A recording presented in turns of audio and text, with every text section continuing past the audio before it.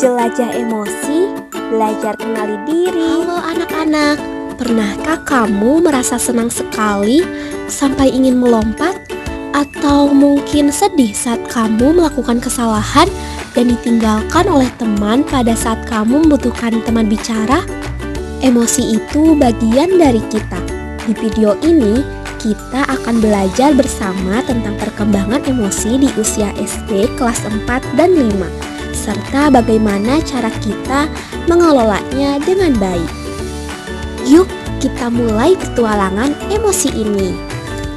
Pelangi di hati Nara dan Bunga. Pagi itu, Nara bangun dengan hati yang berat.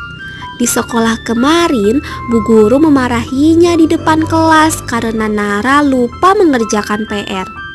Semua teman melihat ke arahnya.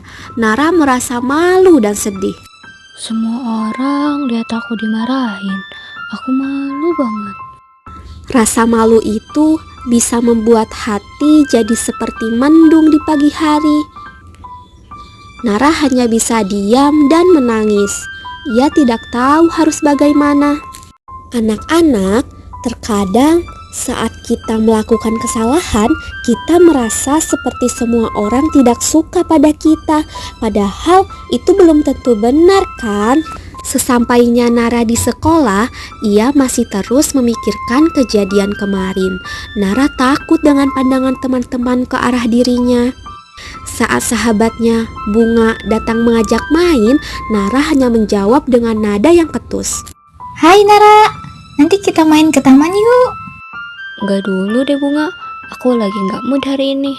Setelahnya, Nara segera pergi ke dalam kelas begitu saja, meninggalkan Bunga yang masih merasa bingung dengan sikap Nara.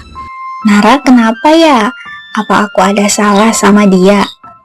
Nara tidak berkata kalau ia sedang sedih atau malu. Ia juga tidak menceritakan perasaannya. Nara menyimpannya sendiri dalam hati.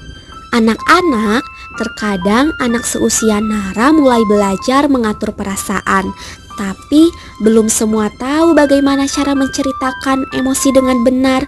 Apakah kalian juga masih sama seperti Nara? Sewaktu jam istirahat, Nara hanya berdiam diri di kelas. Dari jendela, ia melihat Bunga tertawa bersama teman lain di kantin. Nara merasa semakin sedih. Ia merasa ditinggalkan. Padahal Bunga tidak tahu apa yang sedang Nara rasakan. Bunga udah gak peduli lagi sama aku. Dia udah punya teman baru dan aku ditinggalkan begitu saja. Padahal dia tahu kalau aku lagi sedih. Padahal sebenarnya Bunga hanya tidak tahu harus berbuat apa. Inilah pentingnya belajar mengungkapkan emosi.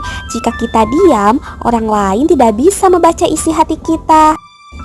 Saat pulang sekolah, di depan rumah Nara, Bunga memberanikan diri untuk bertanya yang sebenarnya kepada Nara. Nara, kamu marah ya sama aku? Aku gak marah Bunga, aku cuma sedih aja. Aku malu banget dimarahin kemarin. Tapi aku lihat tadi kamu malah ninggalin aku dan main sama orang lain. Maaf ya Nara, aku kira kamu gak apa-apa. Lain kali cerita aja ya, aku tetap teman kamu kok. Akhirnya, Nara berani berkata jujur tentang apa yang ia rasakan. Dari sini Bunga pun baru mengerti.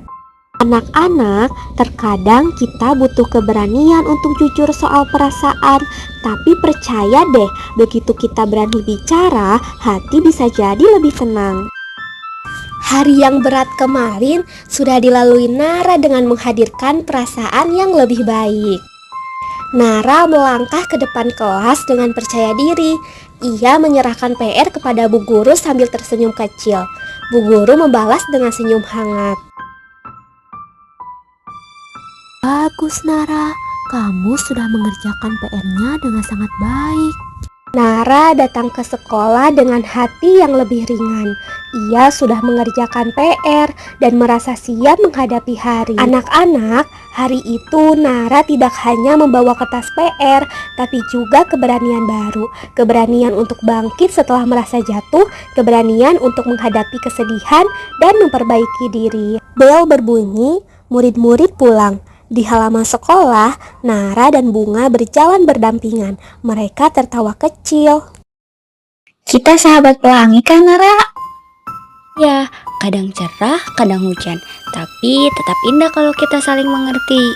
Persahabatan yang kuat bukan hanya soal bermain dan tertawa bersama, tapi juga tentang saling memahami, saling jujur saat hati sedang tidak baik-baik saja, dan saling memaafkan ketika ada salah paham. Karena di balik setiap pelangi selalu ada hujan yang harus dilewati bersama. Nara tersenyum. Ia merasa bangga karena ia sudah berani menghadapi perasaannya sendiri.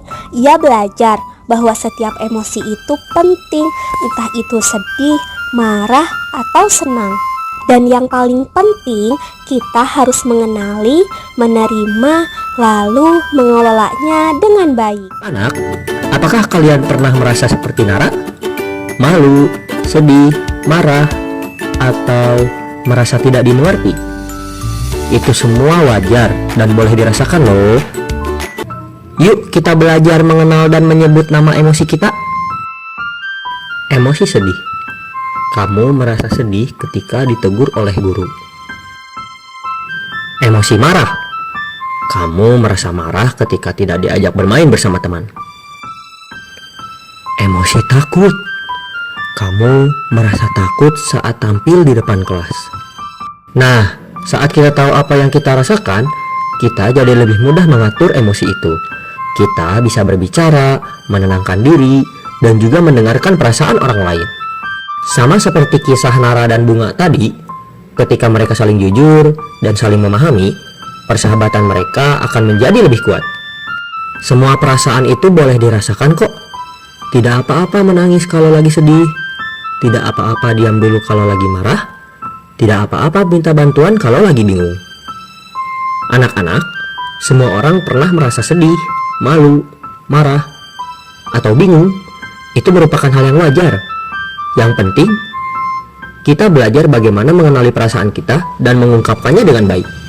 Kita harus berani berbicara pada orang yang dipercaya, seperti cerita ke sahabat, orang tua, atau guru.